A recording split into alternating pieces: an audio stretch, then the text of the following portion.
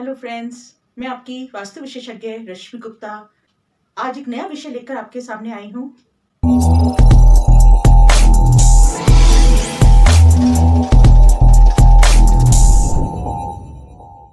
दिशा ज्ञान।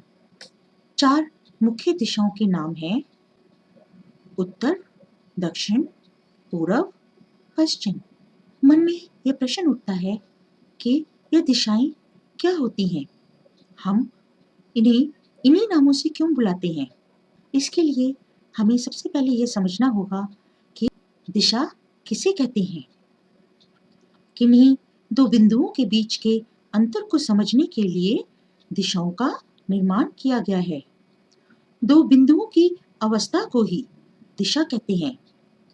ब्रह्मांड का प्रत्येक पिंड किसी दूसरे पिंड से किसी दिशा में है।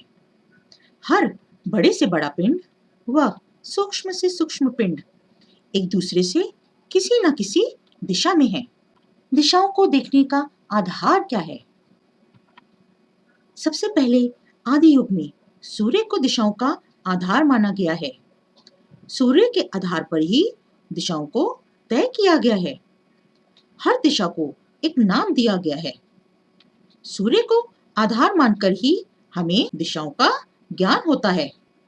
सबसे पहले समझेंगे पूर्व एवं पश्चिम को। पूर्व किसे कहते हैं? पृथ्वी के किसी भी भाग में उस बिंदु को जहां से हमें सूर्य उदित होता हुआ दिखे उसे पूर्व माना गया है। पश्चिम क्या होता है? जहां सूर्य अस्त होता दिखे उसे पश्चिम कहते हैं। अब हम समझेंगे उत्तर व दक्षिण क्या होते हैं। पूर्व व पश्चिम के ज्ञान से पृथ्वी के 2 हिस्से हुए जिनको पूर्व से पश्चिम की रेखा काटती है। उनमें से एक को उत्तरी गोल का नाम दिया गया व दूसरे को दक्षिणी गोल का नाम दिया गया। उत्तर के अंतिम बिंदु को और दक्षिण के अंतिम बिंदु को इस पृथ्वी की धुरी मान लिया गया, जिन्हें उत्तरी ध्रुव एवं दक्षिणी ध्रुव के नाम से जाना जाने लगा। एक काल्पनिक रेखा जो पृथ्वी के गोल को 2 बराबर भागों में बांटती है तथा इसके अक्ष में लंबवत है, उसे भूमध्य रेखा कहते हैं। उत्तर और दक्षिणी ध्रुवों को जोड़ने वाली काल्पनिक रेखा को यामोत्तरी रेखा कहते हैं। अब हम इसके अनुसार ही इन चारों दिशाओं का अनुसरण करते हैं। अब गणना करने के लिए हमारे पास 4 दिशाओं का निर्माण हो चुका था। इस ब्रह्मांड को गोलाकार मान इसकी भौगोलिक स्थिति के अध्ययन के लिए दिशाओं को 360 अंश में मान लिया गया। ध्रुव तारे से ऊपर मार्कटिका नाम की 2 तारिकाएं जब भ्रमण के दौरान तारे के साथ सीधी रेखा में आए तो उस ओर ही उत्तर दिशा होती है। यह स्थिति कभी नहीं बदलती, इसलिए उत्तर दिशा सदा ही एक ही दिशा में होती है। कह सकते हैं उत्तर एवं दक्षिण दिशाएं कभी नहीं बदलती। वैदिक ज्योतिष के काल से ही शंकु की छाया से दिशाओं की गणना करने की परंपरा रही है। सर्वप्रथम शंकु छाया प्रमाण से ही दिशा ज्ञान मिलता है। आइए जानें शंकु छाया प्रणाली से दिशा ज्ञान कैसे करना चाहिए। एक सीधा लंबा डंडा 4 से 5 फुट लंबाई का, उसे शंकु कहते हैं। उसे पृथ्वी पर सीधा खड़ा करें। प्रातः काल में जब सूर्य का आधा पिंड दिखाई दे जाए उस समय इस शंकु की छाया पृथ्वी पर पश्चिम की ओर 8 गुना लंबी होगी। प्रतिदिन इस समय से मुहूर्त की भी गणना की गई है। परछाई के अंतिम बिंदु को पूर्व अंकित करें। जब छाया दोपहर 12 बजे शून्य हो जाती है अथवा फिर उत्तर या दक्षिण की ओर हो जाती है, उस समय शंकु छाया शंकु के मूल में ही रहती है। सूर्यास्त के समय छाया पूर्व दिशा की ओर 8 गुना लंबी होती है। वहां शंकु छाया के अंतिम बिंदु पर पश्चिम माने।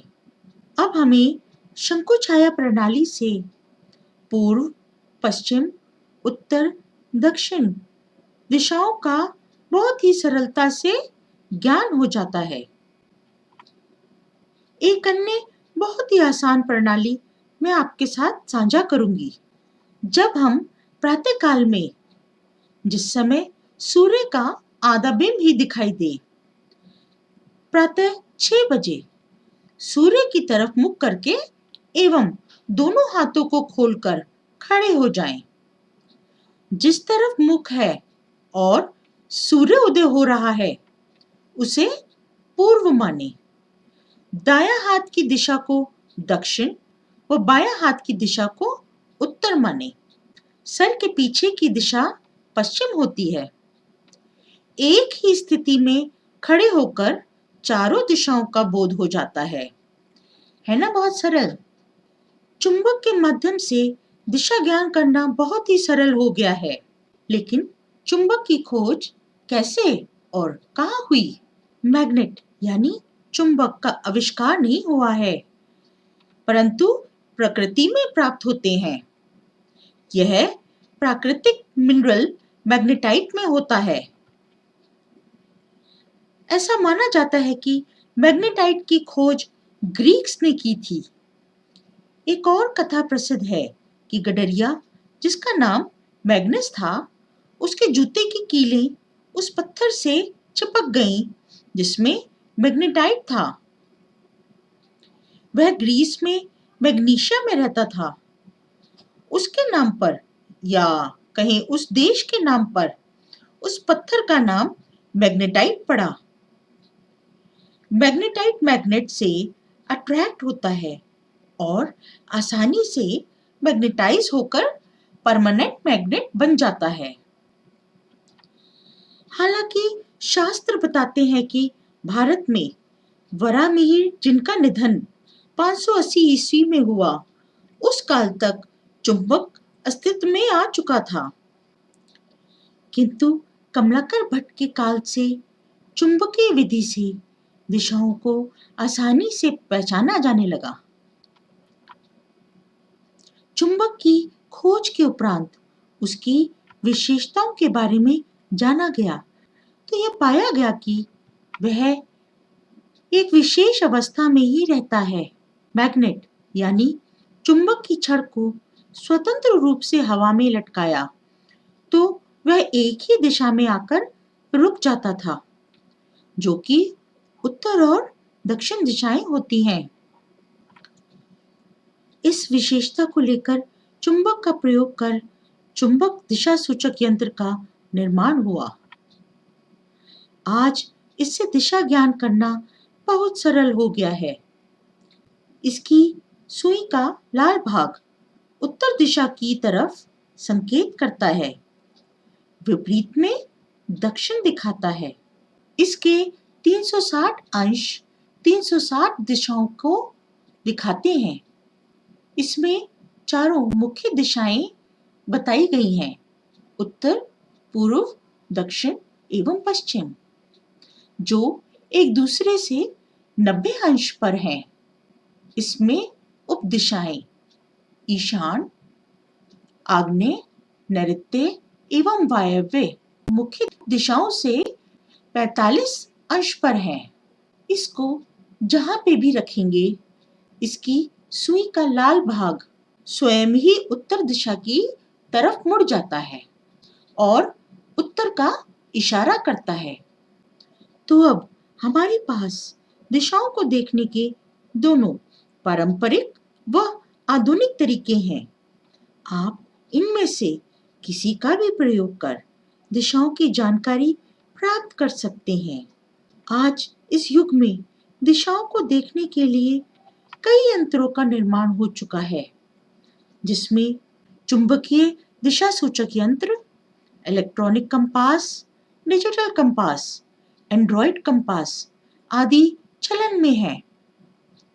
आगे भविष्य में और भी अधिक उन्नत प्रणाली के साथ विकास होगा। ऐसी आशाओं के साथ आज इस वीडियो का यही अंत करते हैं। आशा है आपको ये वीडियो पसंद आई हो।